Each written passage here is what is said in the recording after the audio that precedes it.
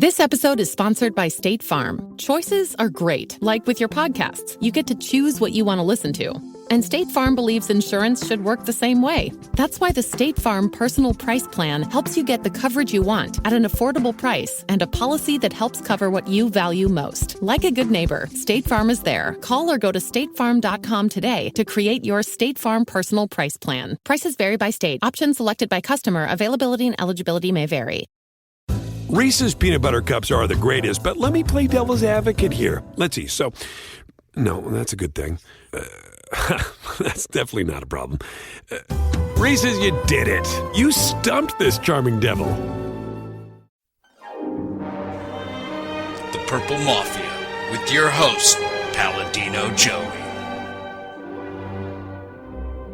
Well, we'll see. The doctors would disagree, but what do they know? So let's just say that you'll pay me because it's in your interest to pay me. Is it worth it? I mean, you've won. Do you want to wipe everybody out? I don't feel I have to wipe everybody out, Tom. Just my enemies. That's all. My father taught me many things. He taught me, keep your friends close, but your enemies closer. These are wonderful things that we've achieved, and there's no limit to where we can go from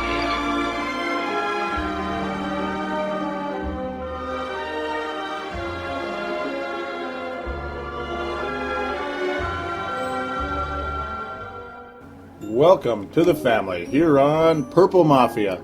It is Monday, December the 19th, 2011, and this is episode number 105 of Purple Mafia, which is available on thesportstuff.com and on iTunes. I thank each and every one of you always for downloading and listening to this show.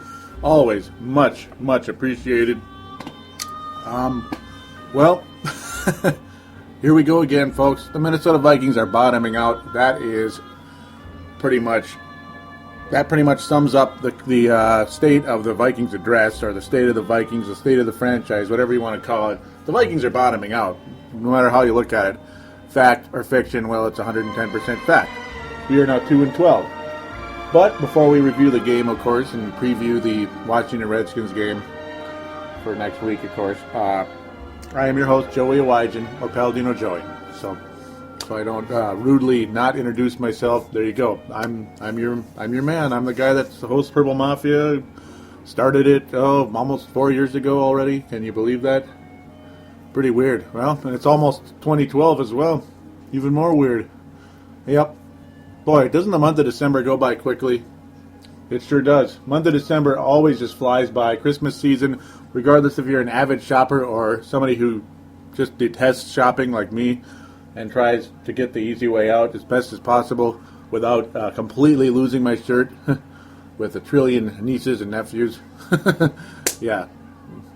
Yeah, it's just one of those deals. So, let's just move on, though. Let's just move on. The topic at hand, the Minnesota Vikings. That's right.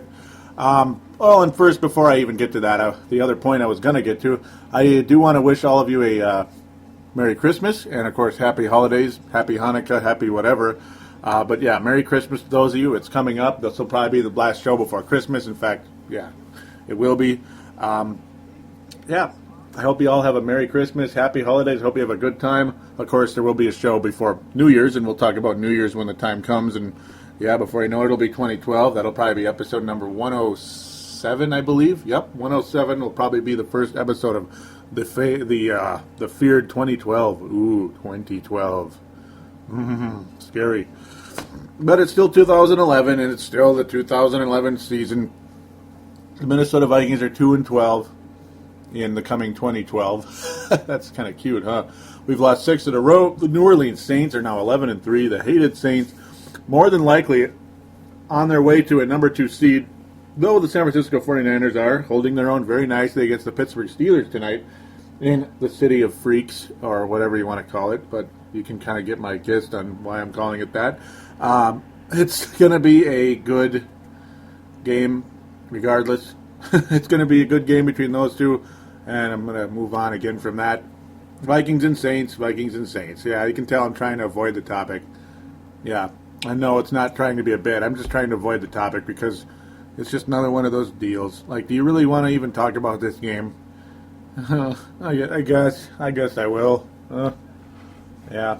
Oh, the joys of being the host of a show covering the team, representing the Minnesota Vikings, or podcasting for the Minnesota Vikings. Oh, the joys of it, because you have the fun seasons. You have 2009, and then you have years like 2011. You have years like 2010, of course, like mentioned, 2010, and then this year, even worse than last year. In fact, a lot worse than last year, believe it or not, despite the fact last year was much more disappointing. This year is just like a wash beyond anything I couldn't even believe. It's just, yeah, it's just a complete joke. Before I start saying immature stuff, it's just a freak of nature how bad this team is. How about that? Yeah, I mean, I guess that's about the best way to describe it. This team is so bad, it's a freak of nature. It's like, how could they be this bad? How can the defense be this bad? Ponder is just kind of, the learning curve, but well, if he's like this halfway through next season, say we're not going to wind up with some crazy situation where it's Andrew Luck coming here, it's going to get really interesting around here, folks. If Christian Ponder still stinks next year, because people are going to get real tired real quick. You don't want a Rex Grossman here, and I'm sorry to even bring up that name and Christian Ponder in the same sentence, and I pray to God that we won't be doing that in the coming years. But, folks, the possibility does exist and persists. Yep. Yes, it does. Yes, it does. And as usual, situation like this when there's so much to get to, my head's spinning all over the place. I want to get to so many things. I want to talk about so many things, and I'm going crazy. So let's try to be organized. Let's try to talk about the Minnesota Vikings and last night's game. There were no call-ins, so I'm not hearing any voices joining me on this show, unfortunately. So I missed you guys out there. If you can call in, it'd be great. 209-736-7877. 209-736-7TSS, as you could call it as well. But, 7877. Be great to hear from you out there. It really would. I missed you. Brent Jacobson, if you're still listening, haven't heard from him in, like a year. Whew. It's been too long. Sebastian Balls, all you out there calling. Don't be afraid to call in. Tony Coleman, any of you. A lot of you guys are local. Some of you guys aren't, but cell phones and Skype are available to call in. It can be done if you're comfortable enough to do that. So, yeah, let's just continue to dance around here. Now I remember the small tidbit I was going to get to just a second ago. It was more or less, if the Vikings are lucky enough to be in a position to draft Andrew Luck, I'm all in. I'm sorry, I'm not married to Christian Ponder. I have no reason to be married to Christian Ponder. And even if he was doing really well, the San Diego Chargers did have Drew Brees, remember, and they took Phillip Rivers.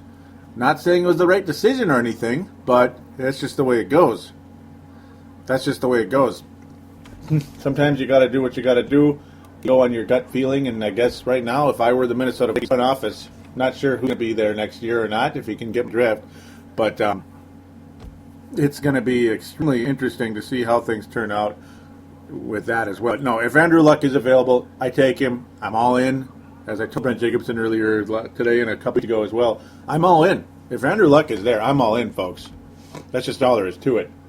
So with that, we are going to quickly get to the Twitter and Facebook group, or page, Facebook page. Try to go to the Facebook page, not the Facebook group. When you look for Purple Mafia, Minnesota Vikings, or whatever, you search that in the search bar on Facebook. Go to the one that says company, and then go to that and click like. The activity's picked up a little bit this week, which is good. I can understand why there might be a little lack of activity because the team really is not doing well, and fans are probably bored and frustrated, and it's Christmas season as well. People are busy with shopping and family get-togethers. It's just how it goes. There's nothing I can do about it. You guys have a life, and that's all the more why, that's why we're on this planet. We have a life, right? So I have a life as well. So, but yeah, no, that's how you get to the Facebook page, also the Twitter account. So, but yeah, you can look it up as well. I mean, even easier, facebook.com/Purple Mafia Show. That's a lot easier way to do it. And of course, twitter.com/Purple Mafia Show. So it's Purple Mafia Show after the / for both Twitter and Facebook. That's about as simple as it gets. So please do join or follow, like or follow those respective pages. If you could, please, would appreciate that so very much. So with that, off to the the Twitter account. We're going to get to a couple mentions, and we're going to get to the Facebook group right away. We're also going to talk some about this MSN article. MSN, the sports part of MSN, of course. Interesting topic where the Shancoe is talking about players quit on the team. Unfortunately, he doesn't mention who, but then again, if he did, that would be kind of throwing people under the bus, and that doesn't always go so well in the locker room. But he's basically saying some players did quit, and it's inexplicable, unacceptable. Yes, it is. So, before I get too far ahead of myself, we're going to get to the that Twitter first. We'll get to the mentions and the interactions, and of course the notes and such. You can kind of call them notes, like some of my tweets along the way. You know, a lot of people do that. A lot of people kind of take notes by tweeting during the game. You kind of keep track of how the game went and all that. So really, plain and simple, it's the Saints gave us opportunities early on, folks. They sure did. The Saints gave us opportunities early on with fumbles and so frustrating. You know, I mean, how can this happen? You know, you get 2 fumbles from the Saints. One of them was a horrible snap. That was the second one. The first one, I mean, the ball was just handed off to the Vikings. Drew Brees even fumbled early on as well. The Vikings only get 2 field goals out of it. That's it. I mean, you can't capitalize off of horrible turnovers. You're just not gonna get anywhere. You're not gonna win anything ever. This team, you get takeaways. These weren't takeaways. These were giveaways by the Saints. There's a difference between a takeaway and a giveaway.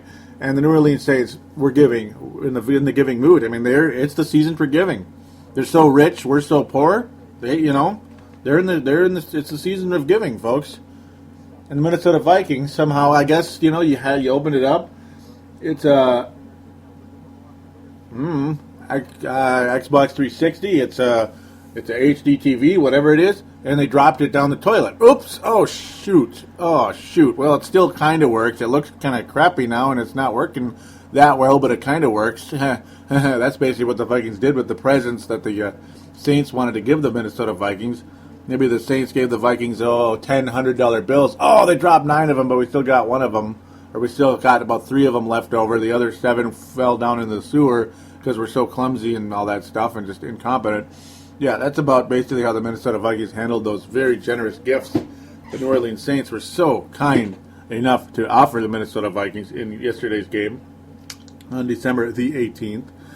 Yeah, we also had the 1-year anniversary of the dome collapse the roof collapse, not the dome itself, but the roof collapse last week. Yeah, just thought I'd throw that in there to anybody who cares.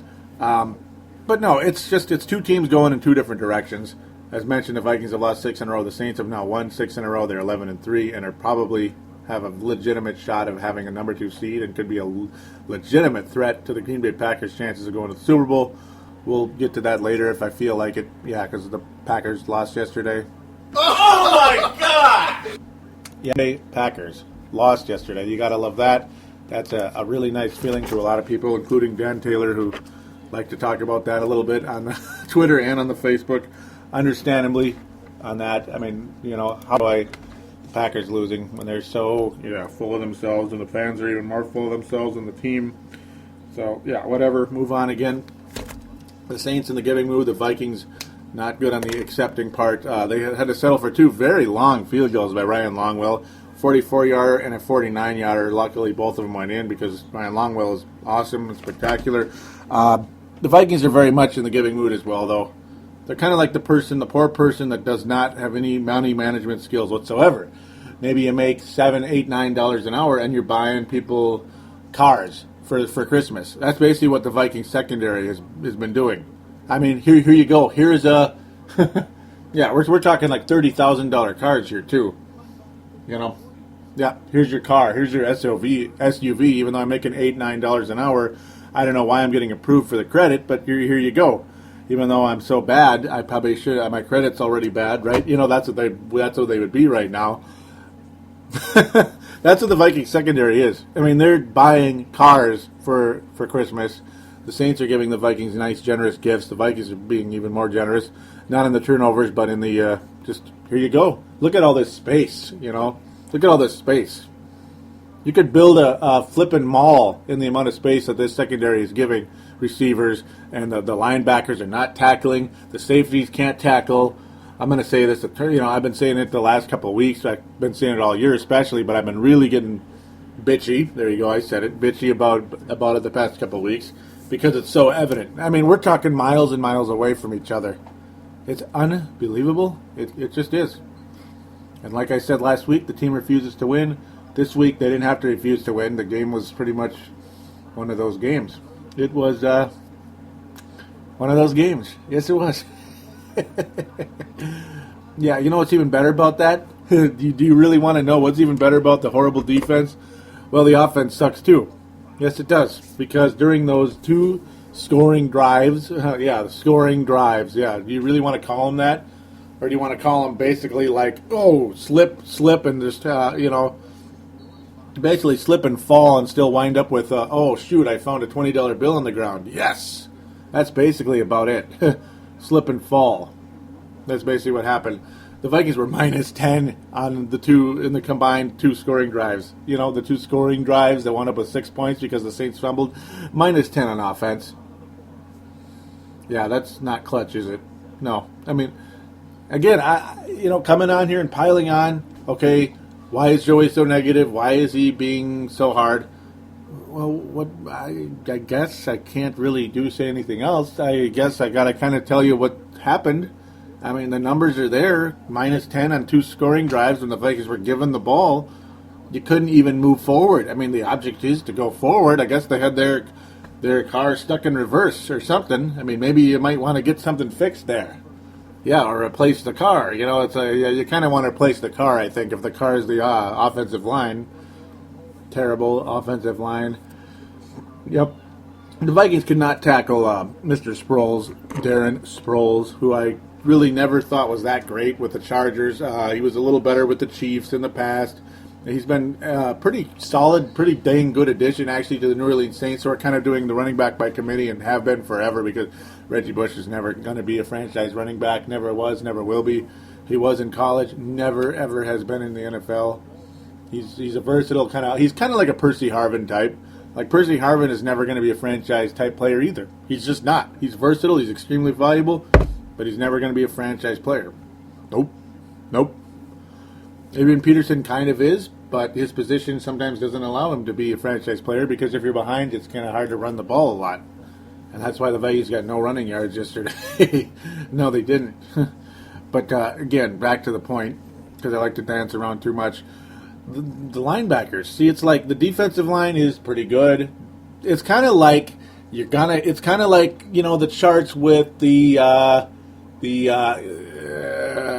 bars. I forget what they call those. Doggone it. I think they're called bars. Yep, like, the talent level. The talent level, the skill, the performance, all combined into one, right? You got the bars up, right, on the chart, right? For the defense, it's up to maybe we'll give it an 8, right? The defensive line. Maybe we'll give it an 8. That might be too generous. And then you go to the linebackers. Well, it's probably about a 4.5 because it's getting pretty crummy over there. Yeah, but then you go to the secondary and it's a big fat 0. It is. It's a big fat 0.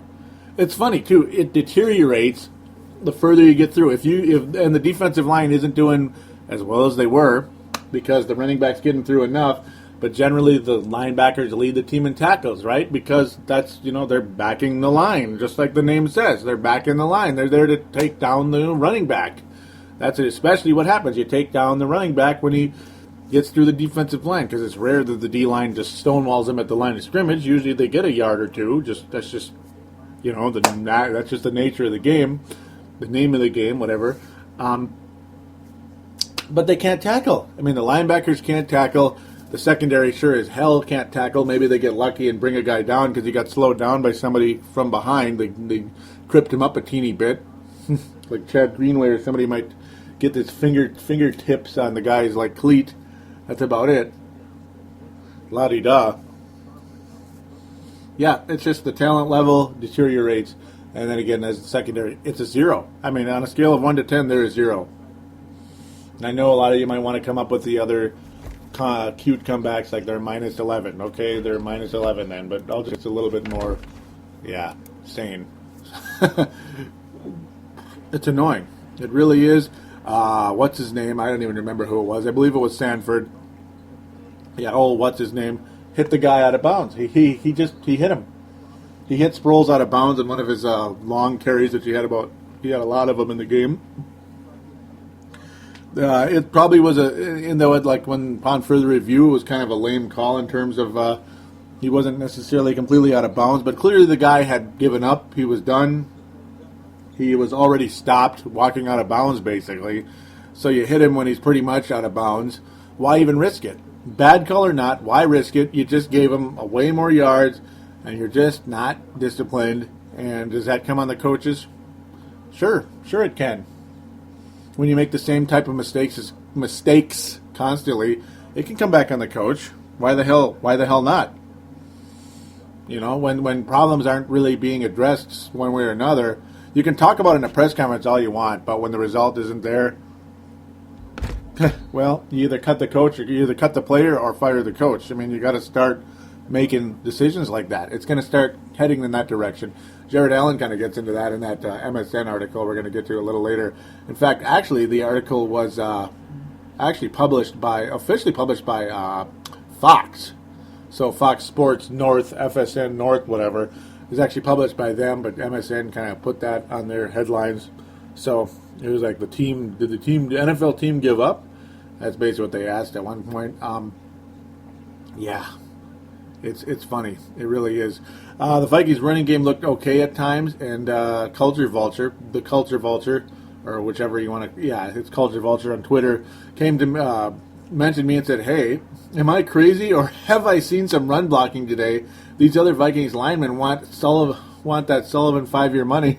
It's like, yeah, absolutely. I mean, it's like you probably are onto something there, Culture Vulture. How could he not be? He's onto something there. He is. It's funny. Vikings offensive line played a little bit better at times, but it was mostly in like the second quarter and whatever. After that, it got worse and worse and worse. It sure did. It's like I'm at a loss for words. I get quiet when I think about how frustrating it is to see those guys. Throw in John Sullivan will not be on the free agent market. He was going to be one of the actual more sought-after centers in free agency, if you can believe that. Yep, if you can believe that, he was going to be that guy. He was going to be one of the more sought-after free agents and free agent centers when free agency does roll around, which does tell you, the free agent center market probably not too thick this year. But at the same time, it also tells you that John Sullivan's quietly having a pretty good year, despite all the horrible play of almost everybody else, outside of the Adrian Petersons and Percy Harvins and such, and of late Toby Gerhart, who had another solid game. He's having a solid game. He's having a solid run. He had 2 touchdowns yesterday. Can't really talk about that. You can't really go any other way. Excuse me. It's getting interesting. Yeah. My head's spinning. You guys can probably tell it's spinning way too much. So, yeah. Let's just move on to something else here. And yeah, it's like, a lot of people are like, yeah, the refs hate us, and it's like, okay, I agree, they do, but there's nothing new there. Let's just overcome it once in a while. Maybe we could one of these days. The Vikings also fumbled a kickoff during the game. Luckily, we recovered, but still, it's like nothing can really get better. Nothing can really seem to nothing can seem to work out for this team. It just never does. It's getting kind of crazy. It sure is. It sure is. Yep. Another quick thing, Farzin Vasugian was kind enough to mention me during the run here. Also it's mostly because Green Bay, was getting beat by the Kansas City Chiefs in the first half, because I tweeted, "Go Chiefs." Of course, he responded to that. No surprise there, because Farzin Vasugian is the host of the Chiefs Zone show, available on thesportstuff.com and on iTunes. His comment is, "Why couldn't Denver release Orton and injure Cassell earlier? LOL." That's kind of funny and true, Ended up being one of the bigger upsets of the entire season. Kansas City Chiefs did beat the Green Bay Packers, so there you go. Packers are now 13-1. They will not be undefeated at this season. But at least they lost now and not in the Super Bowl like the Patriots. So we'll see for their sake what happens. We did see, now kind of continuing on here, we did see Adrian Peterson on third down, believe it or not. It was a 3rd and 1. We did see something rare today. Yep, Adrian Peterson on third down, and he blew up and got a 39-yard run. Vintage 2007 there. You know, every time I see Adrian Peterson go on a big run, I think of 2007 because that's when we saw most of that happen. When he'd basically blow through the line and explode. And there he went, off into the races. 39-yard gain for Adrian Peterson on a 3rd and 1. So 2 rare things you saw right there. Adrian Peterson on a third down and, 3 rare things. Seeing Adrian on the third down, 2, converting the third down, and 3, a big giant run. You know, it's fun to see that once in a while. And that was one of the better drives. This was after the fumbled kickoff, believe it or not. And the Vikings completed it with a power run by Toby Gerhardt into the end zone. And it was good, over 10 yards. They wanted to review for a split second because they wanted to make sure he was over the pylon and he didn't fumble the ball. But no, it was the ground caused the loss of the ball, the fumble, whatever. So that was great. Toby Gerhardt with a touchdown. That was the best run. That was the best moment. That was the high. That was the high point of the entire game, and it was actually close at one point. A lot of people probably thought it would be that way, and I come out and basically I'm like, yeah, it's funny that we're always in games, even against good teams, but never finish. And boy, we sure didn't finish, did we? Nope, because it's like the first half finished pretty good, you know. Well, it didn't finish that good. No, it actually didn't. 21-13, but that's still semi-competitive. That was after that nice Toby Gerhardt run into the end zone. Things looked good, about 7 minutes to go in the first half, but then the secondary pretty much got carved up, and it wound up with a touchdown for the Saints, and that was the beginning. The floodgates officially opened at this point in time. That was near the end of the first half, but first half score, of course, 21-13. You figure, well, we're still in it. Well, you know, we can get a touchdown and the 2-point conversion, we have a tie game, and who knows. Of course, we know we're not going to win anyway, but it's like maybe we can dream and have some fun here. Maybe we can beat these evil guys that suddenly completely own us. How can they not own us when they have a quarterback who's going to get over 5,000 yards, probably break the single-season record in yardage? He throws 5 touchdown passes yesterday, 32 of 40. I mean, virtually unscathed in the entire game. There was nobody near him most of the time. There was nobody near the receivers most of the time. It was just like bada bing, bada boom. It was practice for Drew Brees. It was just a practice. It was just a little 2-minute drill pretty much, or whatever you want to call it, the whole entire game pretty much for Drew Brees. I mean, it's too easy. It's too easy. Boy, I mean, what an forgive me for using the word, what an epic NFC Championship game it can and will be should the Saints and Packers meet up. Meet up. Will it be a game of destiny? Saints and Packers, NFC title game come late January. Could it happen? And could the Saints possibly do to the Packers what they did to the Vikings, break their hearts? Could it happen? Sure, anything can happen.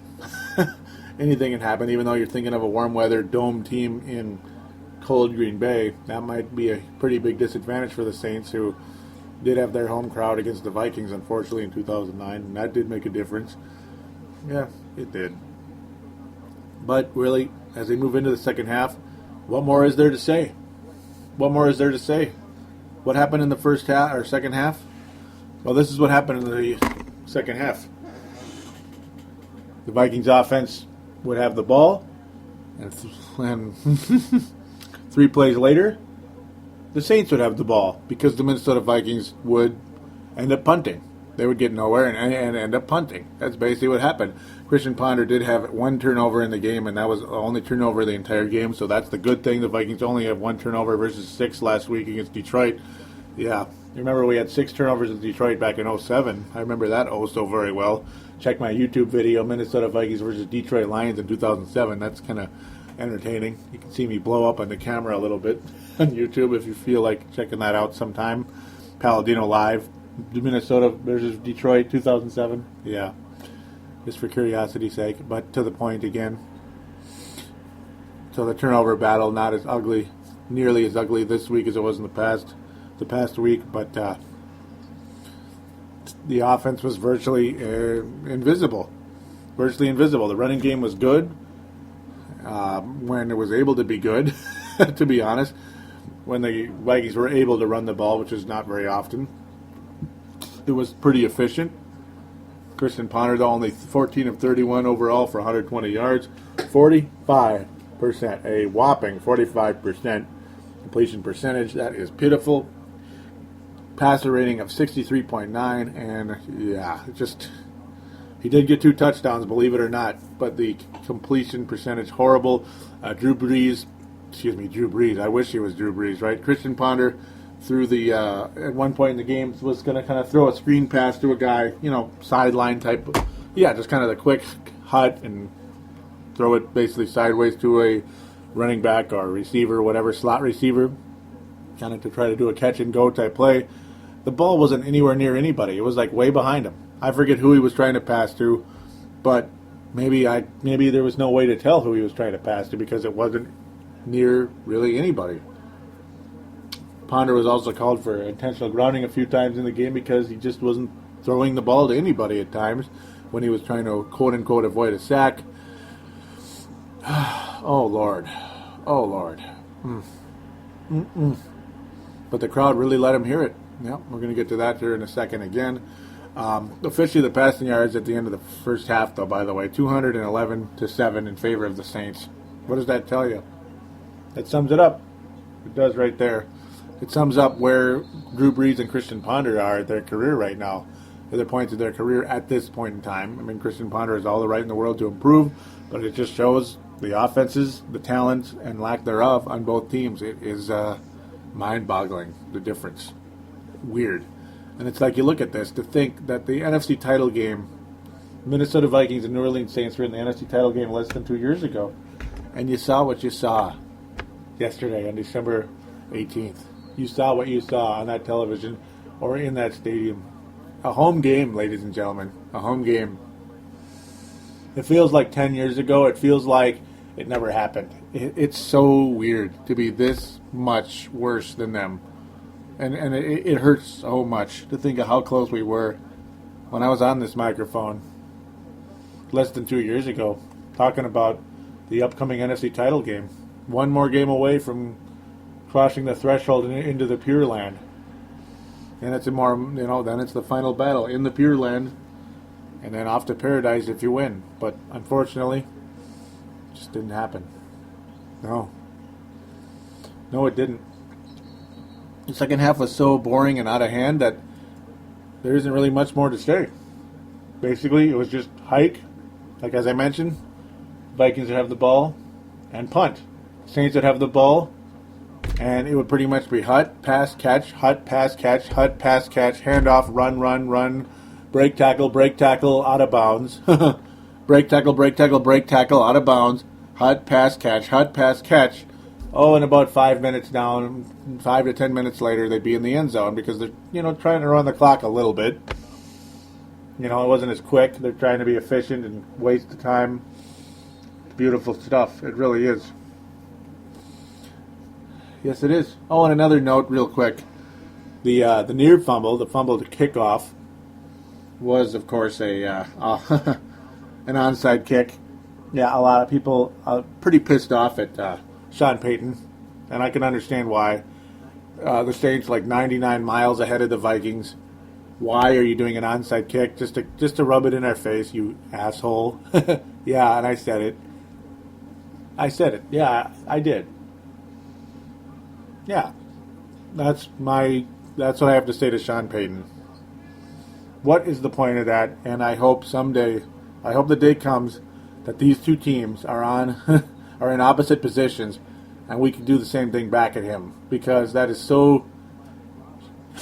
I almost used a word that I probably shouldn't put on this show, but that is so crummy. It really is to do that.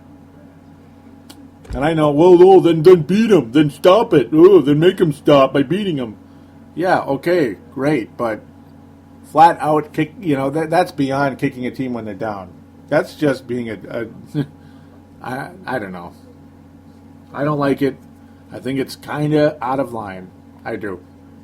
It's just kind of asshole-ish, and regardless of what fans think, positive or negative on what he did, it's going to come back to bite him. It will. Just like Jim Schwartz, stuff came back to bite him. He's kind of a jackass and cocky and all that stuff. And when Jim Harbaugh kind of responded the way he did to Jim Schwartz didn't like it. Well, it's like, hey, it hurts coming back your way, doesn't it? Yes, it does. Yes, it does. And the day will come that Drew Brees won't be the quarterback of the Saints, that their defense won't be as good, that they won't have the running game. You take Drew Brees away from that team, by the way. They won't be quite as good, will they? But there will be that day, and Sean Payton's going to be on the other sideline, so to speak. And it's not going to feel as good, is it, Sean?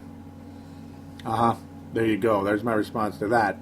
I had to get to that. Shoot, what was I thinking not getting to it sooner? Yeah, really, what was I thinking? But it did kind of almost feel like there were times, where Brees is trying to rack up yards. It's kind of funny. Before the end of the first half as well. We're still kind of bouncing around a little bit. It did seem like Brees was just looking to get a couple of extra yards really quick before the end of the half. It's funny because he's obviously trying to break Marino's passing record. He'll tell you he's probably not thinking about it, not focusing on it, like every coach is going to tell you, or every player is going to tell you, but it's like, whatever. It's well, good luck to you. Brees is a nicer guy than Dan Marino, and pretty much everybody's a nicer guy than Dan Marino, so we'll just leave that as is. Yeah, it's fun times. And over the course of the game, we saw if the honeymoon wasn't over with Christian Ponder and the Viking fans, it's over now. Oh, it's over now. Christian Ponder was booed multiple times in this game, and, rightfully so. He didn't play very well. The booing may be a little bit too hard at times, but I'm not going to get mad at a fan for booing right now, for booing the quarterback right now or the team, because it's bad. The product is bad. End of story. I don't think I need to even say it anymore. I really don't. It's the secondary is definitely. I think the secondary. This is the worst secondary I've ever seen, and even worse than the '99 or 2001 secondary. The 2001 secondary was historically bad. 2002 as well, but this one I think is worse. Honestly, I think it is. It has to be. Heck, our record's worse. It does. It's getting really bad. Yep. It's just a joke. It's basically like 3rd and 1. Drew Brees would hike the ball in this game against that secondary. And it would just be it'd be a 3rd and 1. They wouldn't run the ball. Why would they run it? Brees would just hunt it and throw it, and that's it. Another first down. It's bad. Vikings did not get any sacks to kind of close on the Twitter area. Vikings could not get any sacks. I'll get to Dan Taylor's mention. Could not get any sacks in this game, but Evans could have had 2 on one play, and he didn't. And the Saints got a first down on that particular play as well. It's just like, end of the story there. Dan Taylor with a couple of quick interactions or mentions, you could call them, on Twitter. He says, and when they were bad, they were comically bad. We've all quit on this season. Dan Taylor closes with, screw the Vikings game, the Packers lost. So we'll at least celebrate that for a short moment. And we'll move on to the Facebook Facebook page briefly here. Not too much on there, which is okay. Thanks for the contribution to you guys that did, though. Dan Taylor and Tony Coleman. Very cool indeed to hear from you guys. Very cool indeed. Taylor says, best game of the season. Tough defense that made the stops it needed. A pounding running game and a quarterback who made the throws when the pressure was on. Obviously, I'm talking about the Chiefs beating the Packers. The Vikings were just god-awful. I love that. Dan, for that was really, for that, you get, that's right, you get the gold star for this episode. That's right. Thank you, Dan Taylor, for that. That was too good to not get the gold star for this episode. There it is. Gold star for Dan Taylor. Good comment. Very cool. Tony Coleman responds with, ha ha, so true. And yes, it is. Or too true. Yeah, that was really funny. And, hey, again, thank God for the Packers losing. That was good. That's where Viking fans can feel a little bit better there. And that's also for the Gold Star, for a little bit of positivity for Viking fans. Because maybe you don't want to hear me pile on too much. Brent Jacobson posts this. He says, so, since Indianapolis won today and they have a reasonable chance of winning Week 17 versus Jacksonville, I wonder what would happen if we were tied with them. Who'd pick first? Dan Taylor, again, that's another reason why I'd get a Gold Star here, responds, quick to respond with that, and says it's based on strength of schedule, with the easier schedule picking first. We have a good chance of beating the Rams to get the second pick, but we'd struggle to match the Colts' strength of schedule, unfortunately. Yep, very true. Brent Jacobson responds with, might we have them in strength of schedule? Might we have them in strength of schedule? We've played Green Bay twice, Chicago twice, San Diego, Denver, Oakland, Kansas City, New Orleans, Detroit twice, and Atlanta. All are playoff contenders right now. Why is it a weaker schedule? I'm not sure. That's a good question there, Brent. I don't know. That's a good question. It's weird how all that comes out. It's extremely weird, honestly. It is. Yeah, but yeah, here I am recording the show. I'm glad a lot of you guys clicked like when I mentioned I was going to record the show tonight. Thank you guys. That's real cool. I'll mention the names real quick just to be nice. Sebastian Balls, Neil Thiesing, Tony Coleman, Nick Borbum, and Anthony Batista. That being Anthony from LA. Thank you guys for that. Tony Coleman closes the Facebook page commenting with, I don't really have much to say on the subject of the game versus New Orleans. It started well again and just descended into utter humiliation again. What more is there to say? I'm looking ahead. Hopeful for next year. Yeah, that's all you can be. Hopeful for next year. Will Leslie Frazier be the coach? Who knows? He's not worried about that. He's basically been given confidence that he's going to be the coach next year. I'm telling you, folks, I think the only reason Leslie Frazier is going to be the coach next year is because we're already we're already paying him and Brad Childress next year. So why would you pay a third coach? That's, I think, probably the only reason Leslie Frazier is still the coach. Oh, and okay, he's 1 year in. But this is one hell of a 1 year. This is a historically bad 1 year. Can you compare him to Les Steckel? Probably not, but record-wise, you can. Both teams stink. Both teams are not being managed well. End of story. End of sermon. And end of game review for the New Orleans Saints. Mercifully. End of game review. Thank God. Goodbye. We are clicking goodbye to that. We're going to go to the Washington Redskins again. We're going to go to the nation's capital to play the Washington Redskins, which was the site of Leslie Frazier's first victory as head coach of the Minnesota Vikings.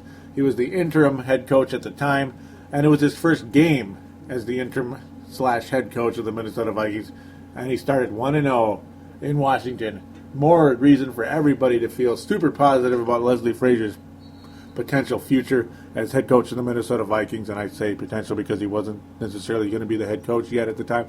But no, his definitely a resume builder there for not only ownership to give him a contract and hire him as head coach, but also for the fan base. That's a resume to give the fans hope and say, hey, this guy should be the head coach. That's a resume builder for that. Going into Washington and beating a bad team, but beating them on the road like that right away, which is what Childress would not have done. It would have been, it was a nice start to what should have probably been better and what has not been better yet. That's right, has not been better yet. It's been a long, tiring journey to this 2-12, to this point of 2-12 in the 2011 season. So the Vikings will head to Washington next week, and we will preview that after this, and we will close with that Fox article. Very interesting stuff. Very interesting comments from Visante Shancoe and Jared Allen in there.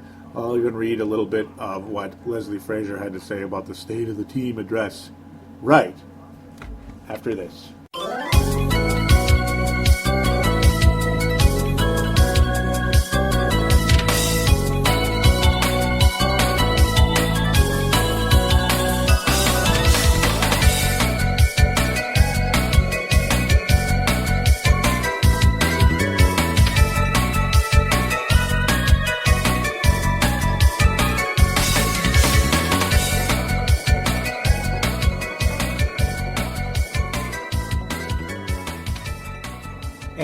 we are back here on Purple Mafia, episode number 105, which is a reminder for all iPod users and other MP3 players like the Microsoft Zune and such.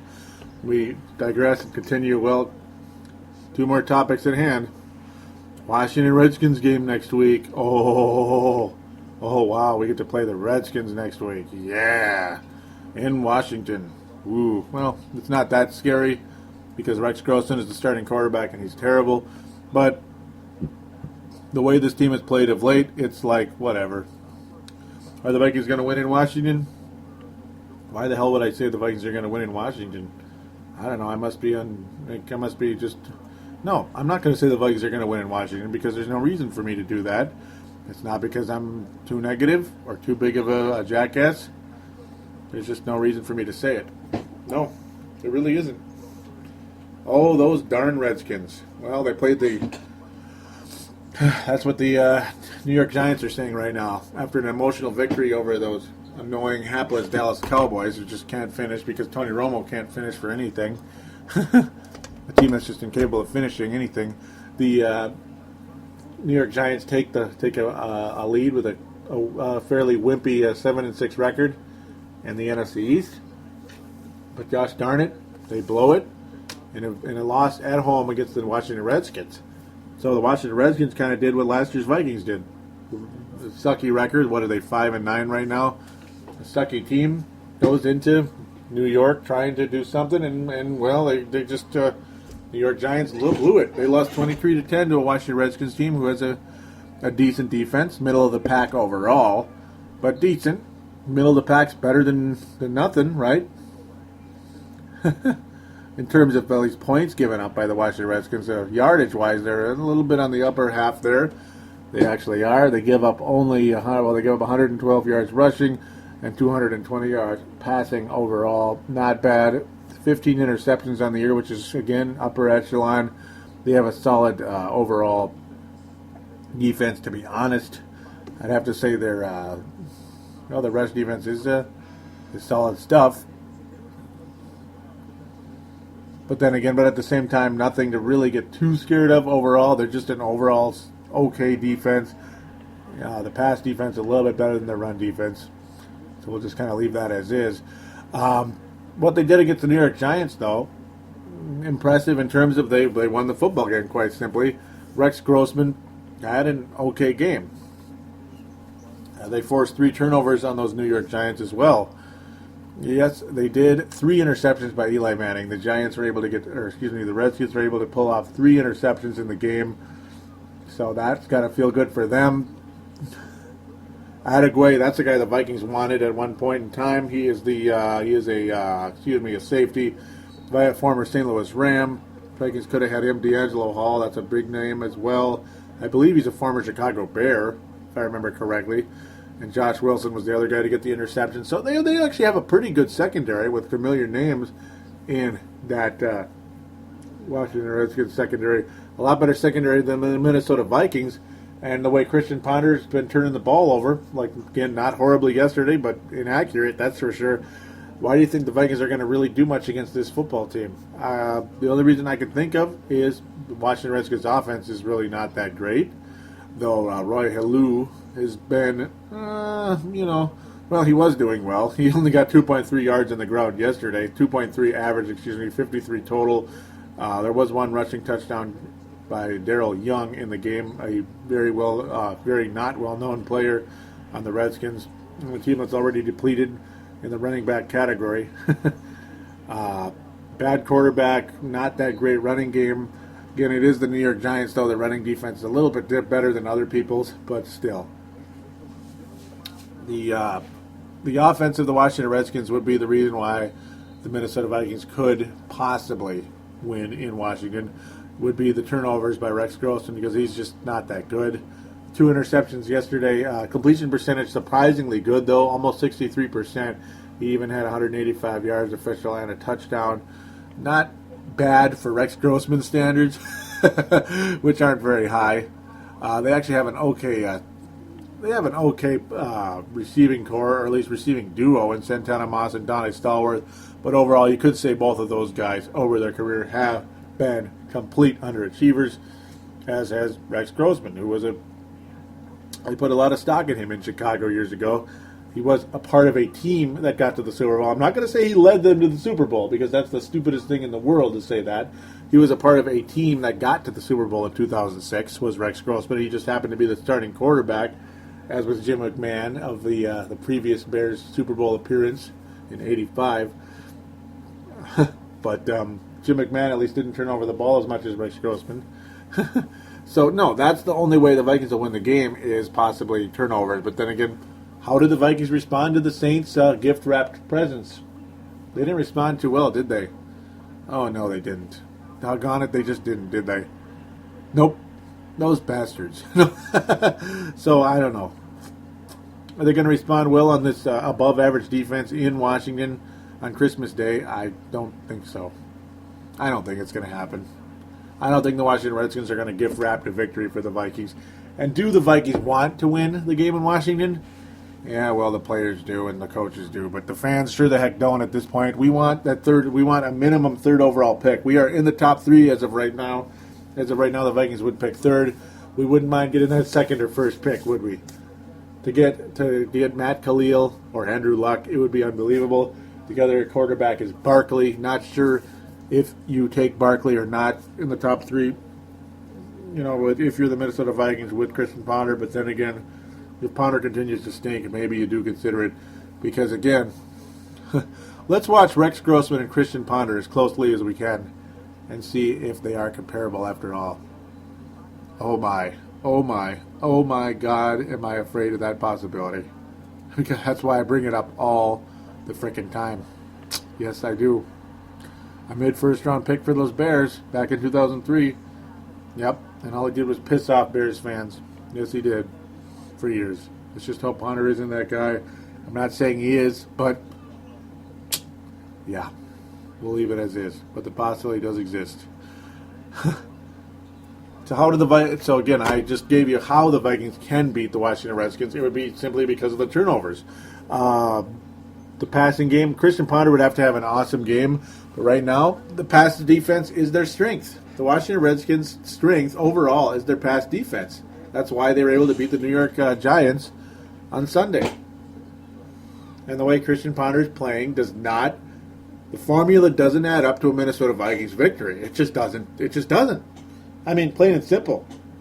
I could be sitting right now as maybe I'm the podcast host for the Houston Texans. And I never saw the Vikings play a single game this year, and I'd be able to tell you right there, the formula does not add up to a Vikings victory. It just doesn't in this game because of that. Simple, plain and simple. The Washington rush defense is also pretty good. The Vikings running offense is obviously good. You got two very capable. You got a superstar in one position, and now a suddenly very capable Toby Gerhart. But that's not going to win the game for the Vikings on Sunday. I'm sorry. It's just not going to happen. It's not. The duo of those two guys are not going to win the game for the Vikings on Sunday. This is not 2009 when Adrian Peterson's going to blow up and get a touchdown because everybody's scared of Brett Favre possibly passing the ball at times. So they kind of chill out a little bit on the run game sometimes on occasion because they don't have much of a choice. 2009 was a rare phenomenon where you have Favre and Peterson on the same team, and both of them having huge seasons.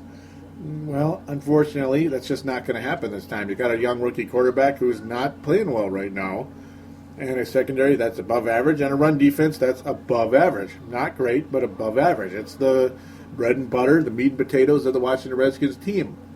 Should the Redskins have a better quarterback and running back, they'd probably be a playoff team right now with that defense. They probably would. They'd be winning the NFC East right now, I guarantee you that. The Redskins would probably be 9-4 right now. I'm telling you, they probably would, or 9-5. There you go. You want to kind of do a reciprocal right there. Yeah, they'd be 9-5, I think. Very possible. But they're not because their offense stinks. And they turn the ball over. That's the only way I think the Vikings win the game. Is Christian Ponder going to march into Washington, D.C. and throw for 300 yards and 3 touchdowns? I say absolutely not. So if he does, hey, more power to him. He overcame problems. He overcame that learning curve that he'd been going through. And for whatever reason, he found holes in the Washington Redskins pass defense, secondary, and exploited them. Eli Manning sure the heck couldn't, though. He threw 3 interceptions. Now, I know the Redskins know Eli Manning better than they know Christian Ponder. That's another thing you got to throw in. But at the same time, no, I'm not picking the Vikings to win in Washington. I'm actually thinking a kind of a lower scoring game. I don't think Washington's going to run the score up on the Vikings. There's no reason to believe that, in my opinion. There really isn't. I'm going to kind of go with a 24-17 win for Washington. It's going to be one of those slightly closer games, and the Vikings will piss us off and let us down again. Why not? Why not predict that? Because that's probably what's going to happen. It'll be a slightly competitive game, I think. It's not going to be a rout, and if it is, well, whatever. It's a rout. I don't have the future written down in front of me here, so anything can happen in a football game, and everybody knows that. So plain and simple, I see a 24-17 kind of a beat-em-up type game. Both teams will probably have turnovers. In fact, I guarantee both teams are going to have turnovers. The Vikings will probably look a little better than they did against the Saints. Especially the defense will. The defense will look better. The offense will probably be similar, we'll say. It'll probably be about the same, really. Kind of a similar defense between Washington and New Orleans. I think it's kind of similar, actually. A decent secondary and a decent run defense as well. But not a spectacular run defense, but better than average. Just like the Saints. So, yeah, 24-17, that's what I said, and that's what I'm going to stick with at this point in time. Washington puts the Vikings in jeopardy of having a worse record than the 84 Minnesota Vikings. The 2011 Vikings will be 2-13 and will officially be tying the 84 Vikings at that point. And one game against the Chicago Bears in the Metrodome will decide, will the Vikings be 2-14 or 3-13? And a lot of things will be up for grabs in that one. Yep. Will it be the worst team in Vikings history, and will we be looking at a first, or second, or third round pick in the coming weeks? Until then, we'll just going to have to find out. But again, as I mentioned before the article, we're going to do that after another quick break, just to give you listeners a little time to kind of breathe and think over this team a little bit. Yeah, I know I'm making you listen to an hour of Vikings football, but hey, you guys love it, don't you? I guess you do. Maybe I'm semi-entertaining as well. I hope. I'm trying. It's hard to be this year. But we'll get to that article after a quick break, and we'll send you off to the Christmas season.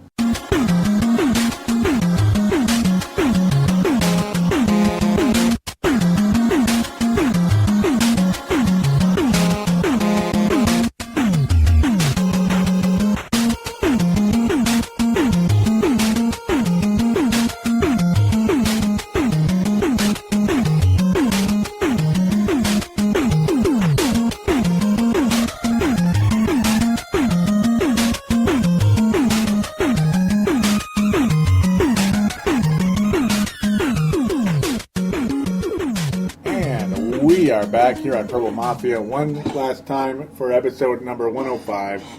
Again, reminder for all iPod and MP3 player users, thank you again for joining Purple Mafia. Thank you always for that.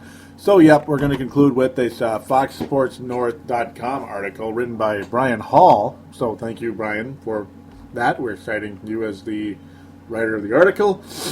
Very cool stuff indeed. Very cool stuff indeed. I said that twice, and I don't know why. Sorry. Vikings tight end Vasane Shancoe with some very interesting comments after the football game. His comment was, I've seen a lot of effort from a lot of guys. Shancoe said before pausing, I would say, you could see some guys hang it up. Not a lot, though, like a very small handful of guys. You think some of them might have been in the secondary? Okay, we'll move that. Shancoe with another quote says, we're grown men around here. Can't see nobody slacking off, especially when you give all your effort. That's not right, and that's not going to be accepted. So basically, Shancoe's saying that he's going to get in somebody's face about better effort. He continues with that line of commentary right here. There's a lot of things we need to improve on around here. You know, I mean, you guys know that. We know that. The fans know that. So, what's the option? I mean, do you lay down? Do you say that the season's over? No, you don't say that. You just keep going on, man. I mean, you try to fix it, and we don't want to be the worst team in Vikings history, so that's incentive right there. Well, I guess it is. That would be kind of embarrassing, huh? Jared Allen jumps in with a comment here. He says, we're 2-12. What have we got to lose? I mean, what do we have to lose? You know what I mean? Try to play every play. A lot of people probably are going to get fired anyways. Interesting, huh? Uh-huh. He probably means players, too. At this point, what are you going to lose? Go out and make plays and try to put your best effort out there and try to win games. Sometimes we get in like a back pedal mode, just trying to maintain so we don't get beat too bad. Let's go win. Leslie Frazier jumps in and says, well, each of those losses have been a little bit different. They've been emotional losses. This one is a lopsided loss, so you deal with it emotionally the way you think you need to based on that situation or that circumstance. They brought up Les Steckel and talking about does he think he'll get the same treatment as Steckel, meaning canned after a season. Frazier says, I'm really not. I know what we're trying to get done. I'm really optimistic about the future. It's difficult. And as crazy as that may sound, I think I have a good idea of what we need to do to not be in this situation in the future. No, we're not concerned about 2012 at this point. Other than the Washington Redskins, it's 2011. That's really where the focus has to be. So kind of typical coach talk there. Yeah, typical coach talk there. So now we're going to get to the final comments by Shancoe. They ask him basically, are the players trying to play the final 2 weeks to save Frazier's job? Shancoe says, I think it's for the team's sake, it's not just one person, the whole organization. For me, I feel like we need these next 2 wins. We need to take them seriously. We're going to take them seriously. So, yeah, basically Shancoe saying he's going to pretty much get in somebody's face when they're not giving all their effort. And Jared Allen pretty much annoyed and saying, yeah, why aren't we trying to win? Because people are going to get fired anyway, so what is everybody worried about? Also, Steve Hutchinson did suffer a concussion in the game. I got to think Steve Hutchinson is as good as gone. And I think he should be as good as gone because he makes a ton of money and he's not very good anymore. And he hasn't been good for quite a while. So why is he still here? $1 million question right there. Excuse me for that. But yeah, $1 million question for Viking fans and for the Vikings in general. It's pretty crazy. Jared Allen and Adrian Peterson both upset about being lack of playing time during the game, but it's like, hey, you're getting blown out. Why go out and get injured? That's my take. Though, yeah, I'm not a happy camper at all. And this also courtesy of Brian Hall. Jared Allen's comment. So this is a little bonus here. He says, I was pissed that they wouldn't let me out there and finish the game off. I don't like that they tried to pull me at the end. Interesting stuff indeed. He says, what were they resting me for? The playoffs? That's not my decision. That's not my decision. I guess they want the young guys to play. I don't know. I'm just trying to be a good soldier. Me, I want to play the whole game. I don't want to come off the field. I feel like if I were trying to win games, let's put the best players on the field. But they felt that I obviously needed to be off the field at that time, and that's their call. At some point, you just have to say, what the heck? We're 2-12. What have we got to lose? And basically, yeah, there you go. There's that same thing he said earlier about let's go win and backpedal mode and all that good stuff. So there you go. There you go indeed. Also another note, a final note here again, courtesy of Brian Hall. He says that Sapp was benched for disciplinary reasons. Interesting stuff there. Brian Sapp was acquired 5 weeks ago, was listed as a starter prior to Sunday's game, was not included in the pregame introductions, and wasn't on the field for the Saints' first 2 plays. Sapp and coach Leslie Frazier confirmed the move was disciplinary in nature. something that him and I talked about last night that needed to take place. So again, no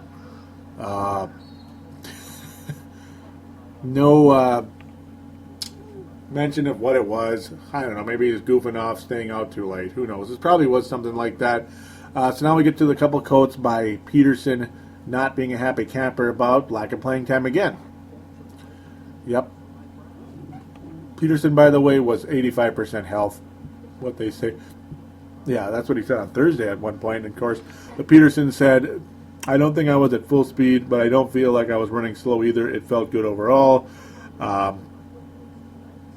He wasn't happy, of course, about the playing time. He says, I was upset by it a little bit, fighting to get back, but we got down, so we had to start passing the ball a little more. Yep, as I mentioned 100,000 times as well, and I've mentioned several all year pretty much.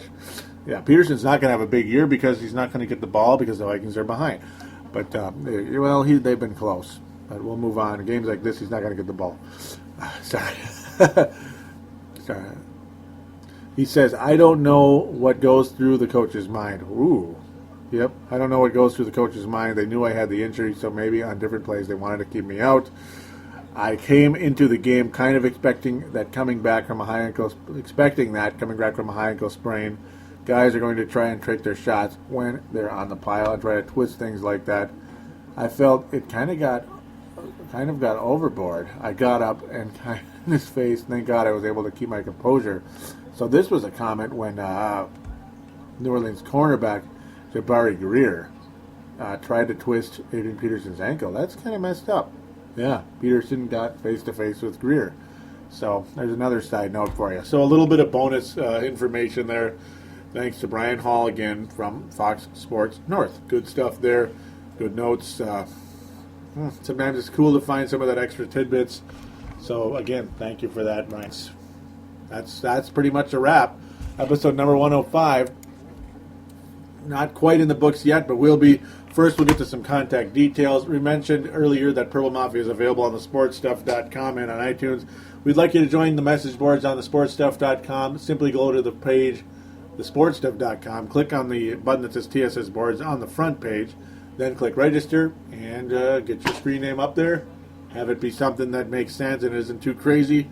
And you can chat with other football fans out there. The forums are split up in divisions. Get on that NFC North bandwagon, do some talking and fighting with Packer fans, talk some trash because they lost to the Kansas City Chiefs. I know the Vikings lost to the Chiefs, but the fact is the Packers' undefeated season is over, and they are now 13-1, not 14-0, thanks to Kansas City Chiefs and to Farzine as well, because that was his team. So thanks again, Farzine, for that. Good times. Thanks for helping the Vikings feel a little bit better about themselves, or at least the Viking fans. Not the team, but the fans feel a little bit better about themselves. It feels good. So here we go. And Miami Dolphins of 1972, pop the champagne. Horrible sound effect there by me, but whatever. Pop the champagne. You are still the only undefeated team in NFL history. Congratulations, and screw the Aaron Rodgers-led Green Bay Packers. Yep. Pretty much. So yes, get on those message boards on the sportstuff.com and talk trash to those Packer fans. Don't forget about the Facebook group, facebook.com /Purple Mafia Show. Do give that a like. Twitter.com /Purple Mafia Show. Do give that a follow. And finally, the phone line again, 209-736-7877, 209-736-7877, or 7 TSS, whatever you want to say. Again, it is a voicemail. Do treat it as such. Mention which show you are calling in, which is Purple Mafia. And there you go. Comment, shout out, question, anything, everything you want. Talk as long as you want. Maybe limit it to 3 to 5 minutes. 5 might be a little long, but whatever. Hey, anybody joining the show is a good thing. You're always welcome on this show. And it'd be great to hear some voices with mine on the air. But until episode number 106, which will be post-Christmas, I'm going to mention again, Merry Christmas to all of you, and to all a good night, and Happy Holidays to all, and to all a good night.